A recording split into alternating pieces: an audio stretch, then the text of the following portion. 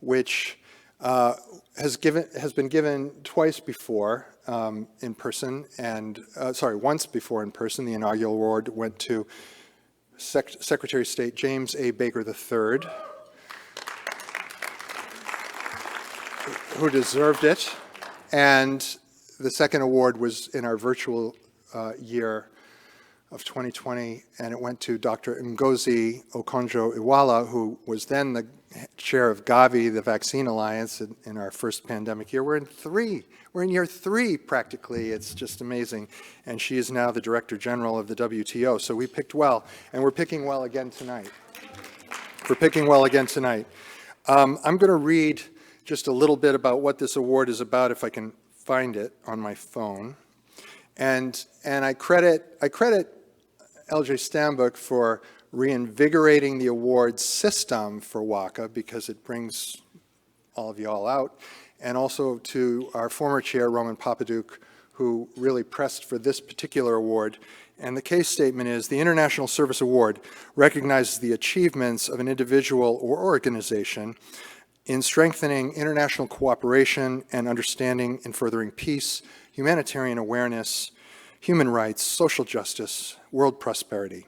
Through their actions, the awardees have made a positive impact in alleviating the human condition and serve as an example of dedicated public service to future generations.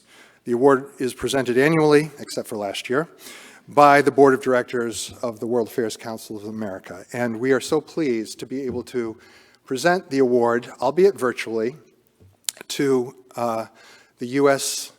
representative to the United Nations, Ambassador Linda Thomas-Greenfield.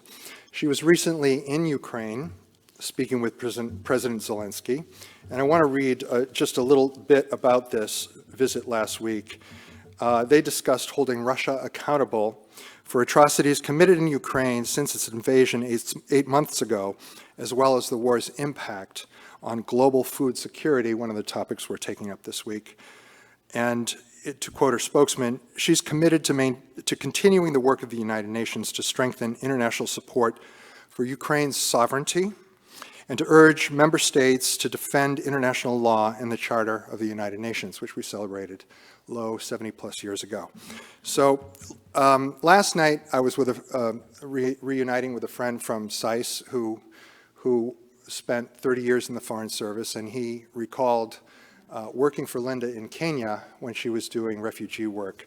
She has spent 35 years of her career in the U.S. Foreign Service and has served in many posts, including the Gambia, Nigeria, Jamaica, of course Kenya, where Bill Martin knew her, and now to the U.S. mission of the United Nations. For 2 years after she left service, she was in the Africa group at Albright Stonebridge, and she was also the inaugural, this is where I have to read it because it's just too tiny. She was also the inaugural Distinguished Resident Fellow in African Studies at the Institute for the Study of Diplomacy at Georgetown University for 2 years. Hello, everyone. Thank you so much for this honor and for the opportunity to take part in this year's conference. And I want to especially thank World Affairs Council President and CEO, Bill Clifford, for his leadership of the more than 90 member councils across the country. It is humbling to accept the International Service Award because your work is very close to my heart. My job as our ambassador to the United Nations is to engage with the world, but my job, like yours, is also to engage with the American people. After all, I'm charged with representing America to the world. That means making sure I know what America expects of me. And it means making sure the American people know what we're working toward here in New York. That's why from day one, I've made time to travel across the country, from Wisconsin to Mississippi to California, to connect with people with different lived experiences. Model UN students who are eager to pursue careers in diplomacy, and high schoolers eager to see themselves represented in leadership positions. big-hearted local volunteers who are helping refugees resettle, business leaders who are working to advance the rights of LGBTQ+ persons around the world, and of course, people who are deeply engaged with foreign policy issues through local councils like WACA's.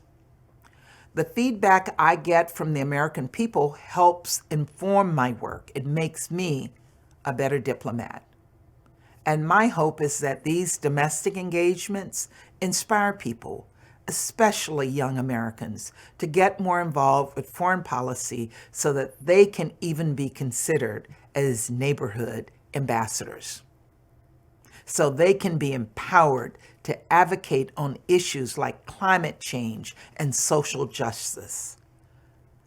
When a local group of Peace Corps volunteers visited my small town in Louisiana, it planted a seed for me. As a young girl, hearing about different languages in faraway lands opened my eyes and it stirred my heart. I have no doubt that my career in foreign affairs is, in part, thanks to that grassroots work, the kind I'm so thankful you do in councils from Jacksonville to Hartford, extending all the way to Honolulu. Today, the list of global challenges we face, from Russia's brutal war in Ukraine to the climate crisis to food insecurity, is long. The world is looking to America to lead, to build a more peaceful, equitable, and secure future for us all. That work starts at home. It starts at the grassroots level. It starts with you. So thank you again. I am so grateful for all you do and for this tremendous honor.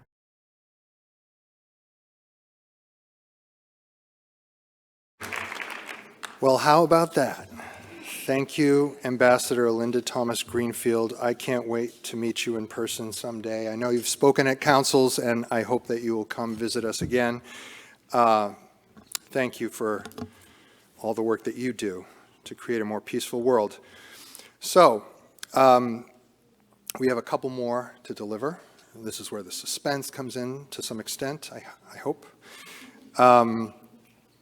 I want to extend again, as I did in the annual membership meeting, the deep apology of our chairman, WACA Chairman Glenn Kramer, who unfortunately contracted COVID several days ago and just couldn't make it, and he really wants to be here. And frankly, so do I. Wish he were here. But so I will assume that role and honor at first. I think I need to be a magician.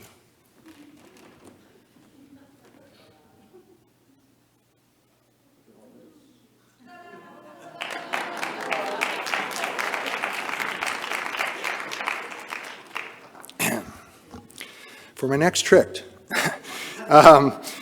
So the Chairman's Leadership Award recognizes someone in the network who has, in the past year, done some incredible things, but also this year, we're looking long because there has been service over time. And I have, since we have given these awards, had a private rule that board members, sitting board members, and there are many who deserve these awards, and that is no disrespect to the people who actually receive them over time, could be eligible, but they just aren't. But all the honorees tonight have demonstrated what I think is the central quality of the past year, when we had head fakes and we thought, we're coming out of this pandemic, we're going to convene in person, we're going to be back to, back to the future. And so the resilience, the dedication, the passion is what we're celebrating here across not just the International Service Award, but also, the Chairman's Individual Award, but the Councils of the Year Award we're going to give too. So this colleague has successfully absorbed the sister cities of Louisville, Kentucky into its nonprofit organization, which consists of 9 city relationships, and has kept the communications open with their stakeholders and developed new ones, and plans to resume exchanges and extend what the council does. They've compassionately navigated controversial relationship with the Louisville sister city relationship in Russia since the beginning of the war in Ukraine. They've begun in-person programs, as we all have. They've just launched a series. What is it? Xiao Yin Zhao.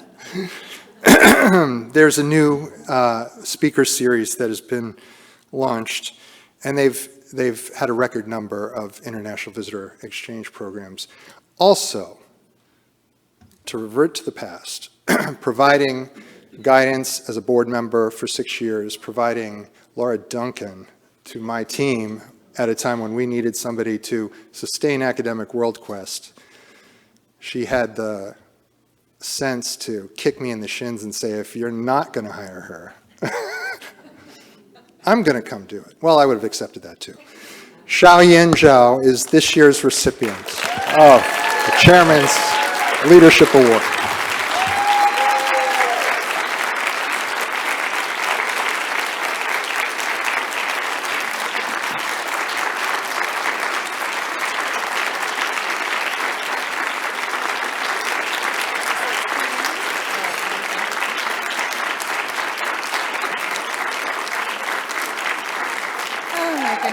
Oh my gosh. All right, now you just made me miss my speech page. All right, well, whatever. I'll try to wing this. First of all, thank you, Bill, very much for this award. And I just want to say how humbling it is to receive it, especially when I look out across this room, knowing how many friends and colleagues who are here that seriously, we've all done this through the last couple of years. The things that you do to really keep this going, your councils going, thriving, the hustle that we make to try to get everyone to either come to our events or give us more money. This award really is all of us. I think every one of us could be here, and I'll just take it for all of us today. So as I started thinking about reflecting on this award, what it means to be a leader, I just want to share a couple of things I've learned really in the last couple of years that I haven't learned before, honestly.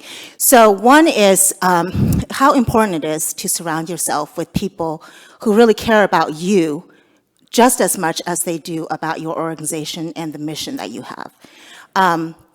It's been an incredibly difficult year for me, and many of you may know I lost my father a couple months ago after a year and a half of very difficult health challenges. So I was not 100%. So when Bill told me I got this leadership, I said, why me? I was not 100%. But what I learned is that I had a staff and a board that were very, very caring, who cared about my well-being, who were very flexible with the time I needed when I could not be 100%. So here I really want to thank my board members who are here, Gloria and Jan, who's out here as well, who's really been there with the other board members to really support me. So that's one lesson, very important. Two is to really learn from each other, our colleagues. Be humble and don't reinvent the wheel. Because I have found in the last couple of years, those regular meetings that we've convened virtually, almost monthly, they really were the glue. They helped us to create a community that really supported us in an otherwise very lonely journey of managing an organization virtually, right? And so I really want to thank you all for really being there, because we could not have done that. Whether it's CRMs, whether it's learning about how do you deal with turnovers, or how to run a virtual fundraiser, which I will not need to know again. Hopefully we won't need to use that knowledge, but if we do, we know how. Those are really important things that'll help us in the future. And then the last thing I just want to say is, how important it is to really give grace and be compassionate to people, not just during the times that's most difficult, but really always. Because, I mean, let's face it, we live in extremely difficult times, right? We can't, it's so hard to focus on one thing where there are so many things that's just demanding our attention. So we really do need to kind of disconnect, focus on ourselves, and be compassionate when people need that time, that space, especially those around us, because it can happen at any time. So finally, I just want to bring it back to this room, which is to say how important it is to have a really strong network, right? And I really want to thank Bill for his fearless leadership in the last decade, despite the very challenging resource and capacity limitations that the national office has had. And I just want to say that we really need to support the national office and help that next person who takes over for him to be successful, because only if they're successful, I think we can be a stronger network. So thank you all so much for this award.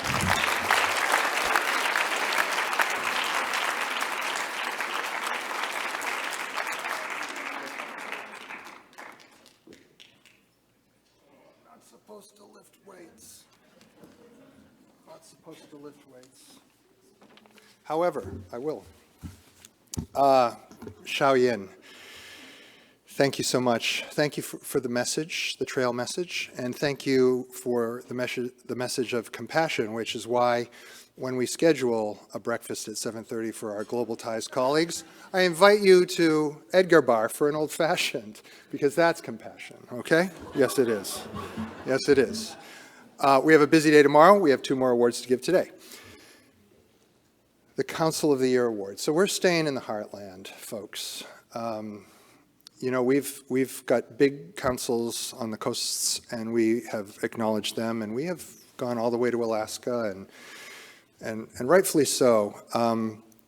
But I want to say also on the theme of resilience, on the theme of guts, these 2 councils are both all volunteer, and they have contributed a lot of people to the national conference.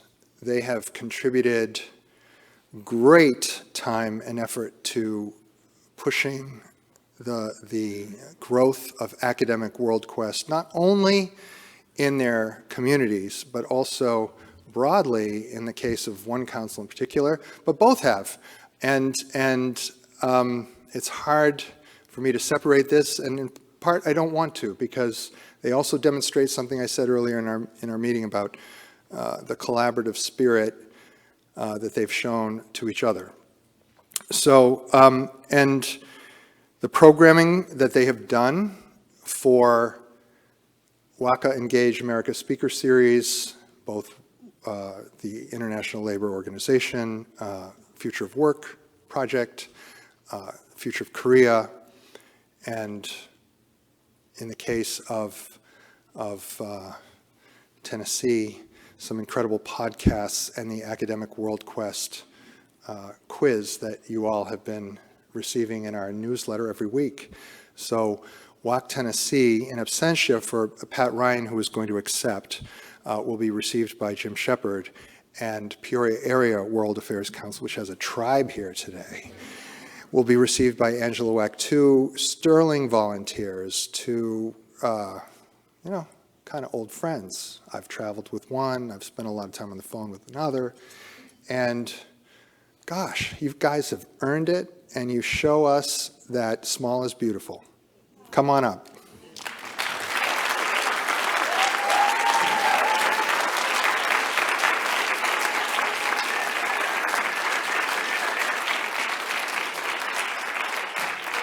I'll give you the right one.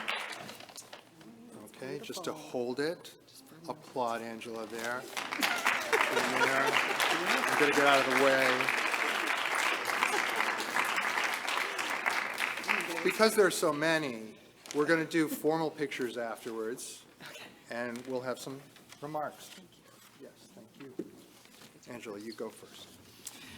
So Bill asked me just to make a few remarks, so I just have a couple. So we'll start here. this is a tremendous honor. And frankly, I think that I speak for all of us small councils, all of our volunteer councils, that this is, it takes a village. And so, you know, nobody does this alone, and volunteer councils know that it takes the whole volunteer board, the whole volunteer students, the whole everybody to come together to make it work. And it does work, and we are passionate about world affairs, and that passion is clear in what we do for programming and how we raise money and how we get out to the next generation of world leaders as well. So the World Affairs Council in Peoria held its first conference in 1970, and we have had continuous programming even through COVID ever since. This year has been kind of tough for the Peoria Area World Affairs Council. Our founder, Dr. Terry Iverson, passed away in September. And one of our most active board members and the driver of a lot of our educational programs passed away Sunday. And so Mac Pogue, and actually many of you probably met him, and he's been out to conferences frequently. So it's been a tough year, but you know, like all of you, we weathered COVID, we'll weather our losses, and we'll keep doing what we do because it's important to make sure that we engage our communities, inform them about world affairs, and make sure that they are active global citizens in this world, because we all live on the same blue marble and we need to make it work for all of us. So on behalf of the board, on behalf of the volunteers, on behalf of Bradley University, who is our major partner, thank you all. This is a great honor for us.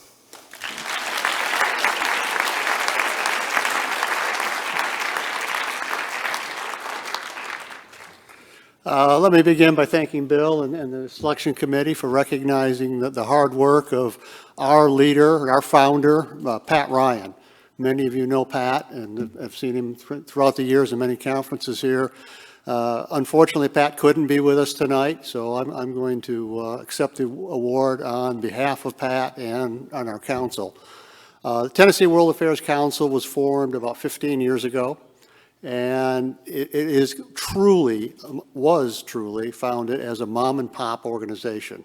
It was Pat and his late wife Connie who brought it together, nurtured it, developed it to where we are today. We are from Tennessee. It's the volunteer state, right?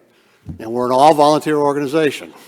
Well, that isn't by design, unfortunately, but that's where we are. But in spite of the fact that we are an all-volunteer organization, no paid staff, I think many of us in the room would agree that through Pat's leadership and guidance, we're punching above our weight. If we look at the programming we've been able to put together, particularly as we made the pivot into the virtual environment throughout the pandemic, we went from delivering programs to 100 people, maybe 150 on a big night. Now, some of our programs are reaching thousands of people, individual event.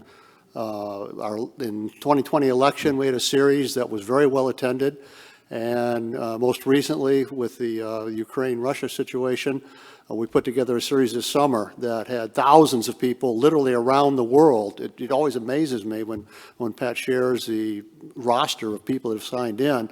Literally all around the world are watching what we're doing from Tennessee.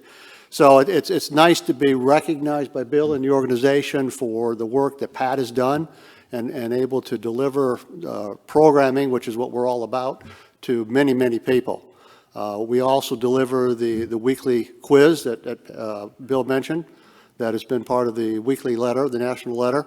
But this is a paid political announcement. At the end of this year, we're going to transition from that to be an all-paid subscription. So any councils that would like to subscribe to the weekly quiz, please send Pat an email or send me an email, and we'll show you what we have to do to make that happen. But that's been another one of the tools that Pat came up with, and every Sunday night he gets together, pulls all these questions together, and does a whole lot of work to make it happen, and it wouldn't happen without Pat's leadership. So again, thank you very much, and appreciate the recognition. This is being recorded, right? This is recorded. Okay, so today is Pat's birthday. All on three, everybody happy birthday. 1, 2, 3. Happy birthday, Pat!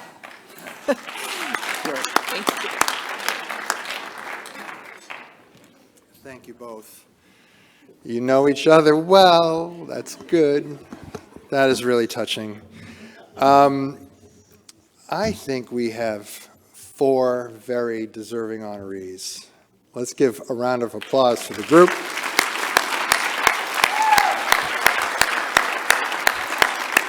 Somebody else is going to have to work hard to figure out who's next, and it is hard.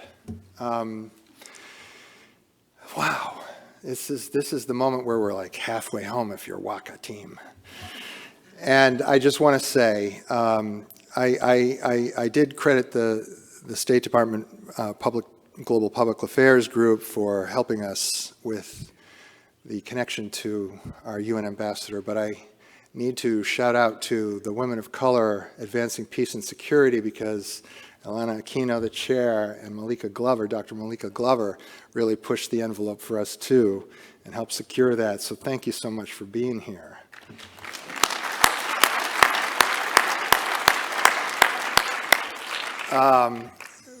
I've got to thank Lieutenant Colonel Matthew Butler for the scholarships that he provides, Carlos Alvarez, who we thank prolifically but deservingly for the scholarships that he provides.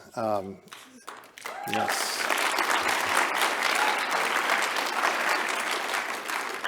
Sam and Liz, Sam Johnson and Liz Rutherford, have been at my side from day one, supporting all our programs. So I had the good fortune of visiting Birmingham, Alabama, getting some home cooking, a tour of the hills, a tour of the downtown, and appreciation for the troubled history and the good future of Birmingham, thanks to Sam and Liz.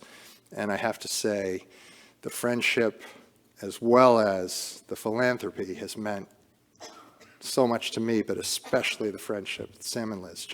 Sam, thank you. Dr. Nina Ansari put out a powerhouse program this morning, and she has supported the Global Women's Lecture Series. I'm kind of slowing down because I've been up for 4 o'clock, 2 days in a row.